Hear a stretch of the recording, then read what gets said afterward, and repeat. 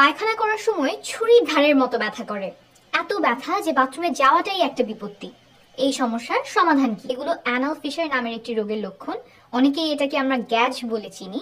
আজকের ভিডিওতে রোগটির কারণ আর সমাধান খুব সহজ ভাষায় বুঝিয়ে দেব। সুস্থ হওয়ার জন্য কি কি করতে হবে সবকিছুই এই ভিডিও থেকে আপনি জানতে পারবেন। প্রথমে রোগটা বুঝিয়ে বলি, তাহলে কারণ আর সমাধান বুঝতে সহজ হবে। অ্যানাল ফিশার রোগটা পায়ুপথের রোগ। পায়ুপথ বলতে বোঝায় শরীর থেকে যেখান দিয়ে পায়খানা বা মল বের হয়ে যায়, নাড়িভুঁড়ির একদম শেষ মাথা, ছবিতে যেমন দেখতে পাচ্ছেন। এই পায়ুপথ ভেতর থেকে কেমন দেখা যায় এখন সেটা দেখাচ্ছি। এই জায়গাটাকে বলে রেকটাম। মল তৈরি হয়ে এখানে জমা থাকে, তারপর এই রাস্তা দিয়ে মল বের হয়ে আসে। এই যে মাংসপেশি দেখা যাচ্ছে, এটাকেই আমরা বাইরে থেকে চাপ দিয়ে পায়খানার রাস্তার মুখ বন্ধ করতে পারি আর খুলতে পারি। অ্যানাল ফিশার রোগে পায়ুপথের চামড়ার একটা অংশ চিড়ে যায় বা ফাটল ধরে, ছবিতে যেমন দেখা যাচ্ছে। বাইরে থেকে পায়ুপথের চামড়ার ছেঁড়া অংশটুকু দেখতে এমন দেখা যায়। চামড়া দুই ভাগ হয়ে যাওয়ার ফলে মলত্যাগের সময় তীব্র ধারালো ব্যথা হয়।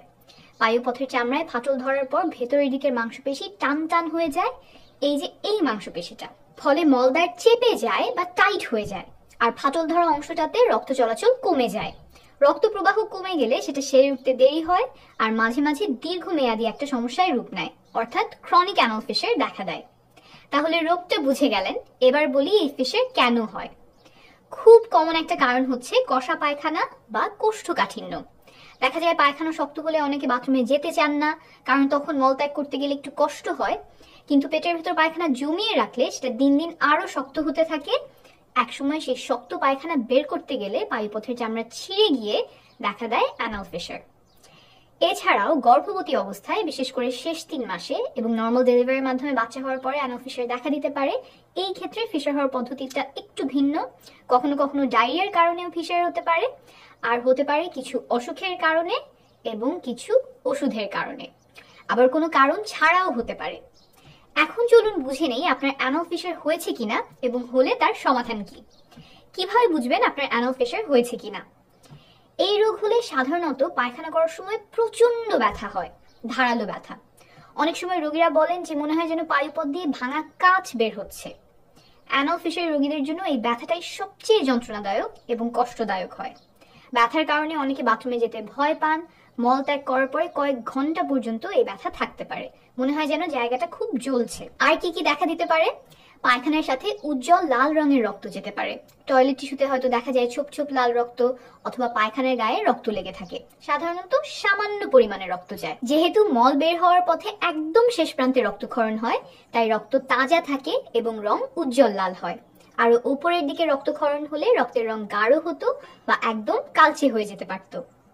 অন্যদিকে পায়ুপথের আরেকটি রোগ পাইলসের লক্ষণগুলো একটু আলাদা। সেখানে পায়ুপথে নরম গোটার মতো দেখা দিতে পারে। সেগুলো সাধারণত মলত্যাগের পরে বের হয়ে আসে আর নিজে নিজে ভেতরে ঢুকে যায় বা আঙুল দিয়েও ভেতরে ঢোকাতে হতে পারে। পিচ্ছিল কিছু পদার্থ বের হতে পারে যা দেখতে শ্লেষ্মার মতো। অ্যানাল ফিশারে সাধারণত এমনটা দেখা যায় না। আর পাইলসে সাধারণত তীব্র ব্যথা হয় না, খুব অল্প কিছু ক্ষেত্রে তীব্র ব্যথা হতে পারে। পক্ষান্তরে অ্যানাল ফিশারে রোগী প্রতিবার মলত্যাগ করার সময় তীব্র ব্যথা অনুভব করেন। পাইলস এবং অ্যানাল ফিশার দুটি রোগেই পায়ুপথে চুলকানি হতে পারে আর উজ্জ্বল লাল রক্ত যেতে পারে। অ্যানাল ফিশারে খুব অল্প পরিমাণে রক্ত যায়। পাইলস নিয়ে আমি আলাদা বিস্তারিত ভিডিও করেছি, সেটার লিংক উপরে আর নিচে দিয়ে দিব। এখন আসি অ্যানাল ফিশার বা গ্যাজের লক্ষণগুলো দেখা দিলে আপনি কিভাবে নিজের যত্ন নেবেন। 8টা পরামর্শ দিব। 1. পায়খানার চাপ আসলে সেটা আটকে না রাখা খুব গুরুত্বপূর্ণ। যতক্ষণ মল আটকে রাখবেন, মল ততই শুকিয়ে যায় আর সেটা আরো শক্ত হতে থাকে। মল ত্যাগ করতে আরো কষ্ট হয়, আর পায়খানা খুব শক্ত হলে অ্যানাল ফিশার সারতেও দেরি হয়। তাই বাথরুম চেপে রাখবেন না, যথাসময়ে মল ত্যাগ করবেন। এখন আপনি বলতে পারেন যে এটা বলা সহজ কিন্তু করা কঠিন, কারণ প্রচুর ব্যথা হয়। তাই ব্যথা কমানো নিয়েই আমার পরের কয়েকটি পয়েন্ট। 2. ব্যথা কমানোর জন্য মলত্যাগ করার পরে একটি পদ্ধতি ব্যবহার করতে পারেন, নাম হলো সিটস বাথ। একদম সহজ কথায় বললে গরম পানির শেক। বুঝিয়ে বলি, একটা পাত্রে কুসুম গরম পানি নিয়ে সেটাতে কিছুক্ষণ বসবেন, যাতে কোমর থেকে মলদ্বার পর্যন্ত পানির নিচে থাকে। কুসুম গরম পানি মলদ্বারের মাংসপেশিকে রিল্যাক্স করতে সাহায্য করতে পারে, ফলে আপনি ব্যথা থেকে স্বস্তি পেতে পারেন। বাথরুমে একটা বোল রেখে দিবেন, যেটাতে মলত্যাগ শেষ করে পরিষ্কার হয়ে আপনি সেটাতে বসতে পারেন। কুসুম গরম পানি পাওয়া একটু অসুবিধা হতে পারে যদি গিজার না থাকে। তবে বাসায় যদি সাহায্য করার মতো কেউ থাকে তাহলে বাথরুমে যাওয়ার আগে চুলায় হালকা আঁচে পানি বসিয়ে দিয়ে যেতে পারেন। যিনি সাহায্য করছেন তিনি চুলার দিকে খেয়াল রাখলেন আর পরে বাথরুমে পানিটা আপনাকে এনে দিতে পারবেন। আপনি সেটাতে ঠান্ডা পানি মিশিয়ে এমন কুসুম গরম তাপমাত্রায় আনলেন যাতে বসে আপনি আরাম পাবেন। কিছুটা শীতকালে গোসল করার জন্য আমরা যেভাবে গরম পানির ব্যবস্থা করতাম তেমন। শুধু মলত্যাগ করার পরেই সিটসপাথ করা যাবে এমন না, দিনে 2 থেকে 3 বার করতে পারেন। একটা গবেষণায় দেখা গেছে যারা এই পদ্ধতি অবলম্বন করেছেন তারা বেশি স্বস্তি পেয়েছিলেন। 3. ব্যথা কমানোর জন্য ওষুধ খেতে পারেন, যেমন প্যারাসিটামল। সাধারণত 500 মিলিগ্রামের ট্যাবলেট পাওয়া যায়। এমন হলে 2টা ট্যাবলেট একসাথে খাবেন, অর্থাৎ 1 গ্রাম প্যারাসিটামল খাবেন। 4 থেকে 6 ঘন্টা পর পর খেতে পারেন, তবে দিনে যাতে 8টা ট্যাবলেট অর্থাৎ 4 গ্রামের বেশি না হয়। এই হিসাবটা একজন প্রাপ্তবয়স্ক মানুষ যার ওজন 50 কেজির বেশি এবং অন্যান্য অসুস্থতা নেই তার জন্য বলেছি। এমনটা না হলে চিকিৎসকের পরামর্শ নেবেন। সাথে প্রয়োজন পড়লে ব্যথার জন্য আইবুপ্রোফেন খেতে পারেন, তবে রক্তক্ষরণ হলে আইবুপ্রোফেন এড়িয়ে চলাই ভালো।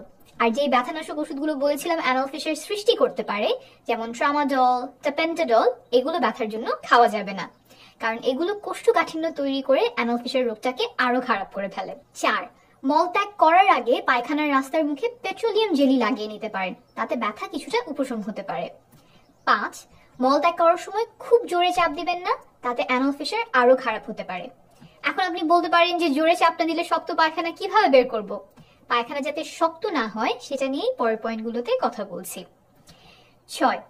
অ্যানাল ফিশার সারিয়ে তুলতে সব রোগীরই নিশ্চিত করতে হবে পায়খানা যাতে নরম হয় এবং সহজেই মলত্যাগ করা যায়। এটা কিভাবে করতে পারেন? খাদ্যে পর্যাপ্ত পরিমাণ ফাইবার আর পানি থাকলে মল স্বাভাবিক থাকবে। ফাইবার থাকে কোন খাদ্যে? ফলমূল, শাকসবজি, ডাল, গোটা শস্য দানা যেমন লাল চাল, লাল আটা ইত্যাদি খাবারে।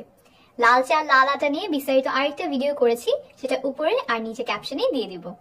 দিনে অন্তত 30 গ্রাম ফাইবার খেতে হবে। চিন্তা করে দেখেন গতকালকে আপনি ফাইবার যুক্ত কি খাবার খেয়েছিলেন, কত পরিমাণে খেয়েছিলেন, তারপর সেটা ধীরে ধীরে বাড়াতে থাকেন। কালকে যদি কেবল একটা ফল খেয়ে থাকেন তাহলে আজকে 2টা ফল খাওয়ার সিদ্ধান্ত নিন।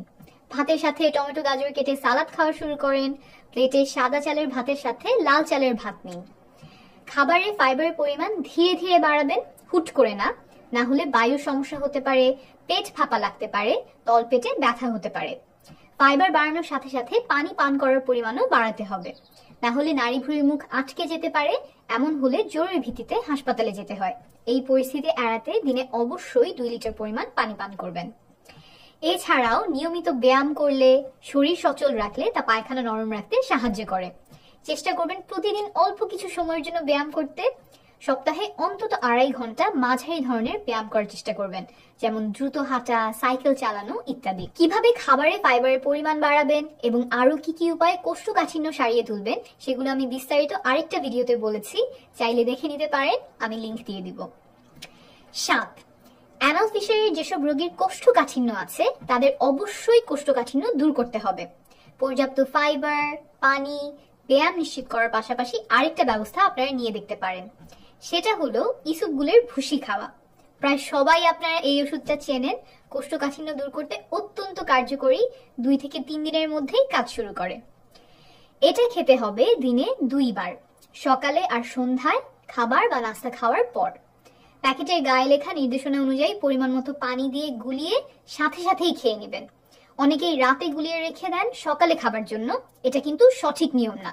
তৈরি করে সঙ্গে সঙ্গেই খেয়ে ফেলবেন। রাতে ঠিক ঘুমানোর আগে খাবেন না, অন্তত 1 ঘন্টা আগে খাবেন। আর ইসবগুলের ভুসি খেলেও দিনে অন্তত 2 লিটার পানি পান করবেন। এই দুটো কাজ না করলে নাড়ি ভুঁড়ির মুখ আটকে গিয়ে একটা বিপদ হতে পারে। ইসবগুলের ভুসি খাওয়া নিয়ে আরো বিস্তারিত আমি পাইলসের ভিডিওতে বলেছি, আপনারা চাইলে সেইটুকু দেখে নিতে পারেন। এখানে আবার বললে ভিডিও অনেক লম্বা হয়ে যাবে। 8. মলদ্বারটা শুষ্ক এবং পরিষ্কার রাখবেন, খুব জোরে ঘষা দিয়ে মুছবেন না। এই কাজগুলো ফিশার সারতে সহায়তা করবে এবং ফিশারের যে জটিলতা যেমন পায়ুপথে ইনফেকশন বা অ্যাবসেস হওয়া থেকে বিরত রাখবে। এই পরামর্শগুলো মেনে চললে প্রায় অর্ধেক রোগীর অ্যানাল ফিশার ভালো হয়ে যায়। বাকিদের আরো চিকিৎসা প্রয়োজন হয়। কারো কারো পায়ুপথে বিশেষ কিছু মলম প্রয়োগ করে সারিয়ে তুলতে হয়, আর কিছু কিছু রোগীর অপারেশন প্রয়োজন হয়। খুব জটিল অপারেশন না, সাধারণত রোগী সেদিনই বাড়ি ফিরে যেতে পারেন। ছোট্ট করে দেখিয়ে দেই অপারেশনে কি করা হয়। পায়ুপথের ভেতরের দিককার মাংসপেশি স্ক্যালপেল বা ধারালো ছুরি দিয়ে একটু ছাড়িয়ে দেয়া হয়, তাতে করে মাংসপেশি রিল্যাক্স হয় আর ফিশার সেরে উঠতে সাহায্য করে। তবে আগের পরামর্শ যেগুলো দিলাম, ফাইবার বাড়ানো, পর্যাপ্ত পরিমাণে পানি খাওয়া, শরীর চর্চা করা, এই কাজগুলো করতে পারলে হয়তো অপারেশন পর্যন্ত আশাই লাগবে না। এই পরিবর্তনগুলো অভ্যাসে আনা কঠিন মনে হতে পারে, যেমন প্রতিবার খাওয়ার সময় চিন্তা করতে হবে খাবারে ফাইবার কতটুকু আছে, তার চেয়ে একটা ওষুধ খেয়ে বা অপারেশন করে সমস্যা দূর হয়ে যাওয়া অনেকের কাছেই সহজতর মনে হতে পারে। কিন্তু এই রোগ যাতে আবার না হয় সেজন্য এই অভ্যাসগুলো গড়ে তোলা জরুরি। অপারেশন করার পরেও আপনাকে ফাইবারযুক্ত খাবার খাওয়া চালিয়ে যাওয়ার পরামর্শ দেওয়া হবে, না হলে কোষ্ঠকাঠিন্য হয়ে আবারও ফিশার দেখা দিতে পারে। অর্থাৎ অভ্যাস পাল্টানোর কোনো বিকল্প নেই। কখন ডাক্তারের পরামর্শ নেবেন? যদি মনে হয় আপনার অ্যানাল ফিশার হয়েছে, তাহলে একজন চিকিৎসকের পরামর্শ নেবেন। কবিরাজি বা ভেষজ ওষুধ নিয়ে দয়া করে নিজের ক্ষতি করবেন না। এদের প্রতি আমার কোনো বিদ্বেষ নেই, আর আপনি চিকিৎসকের পরামর্শ নিলে আমার এক পয়সাও লাভ হবে না। আমি এটা বলছি কারণ অনেককে দেখেছি কবিরাজি বা ভেষজ ওষুধ দিয়ে এগুলো সারানোর চেষ্টা করতে করতে অনেক দেরি করেন, নিজের ক্ষতি হয়, রোগটা আরো জটিল হয়ে যায়।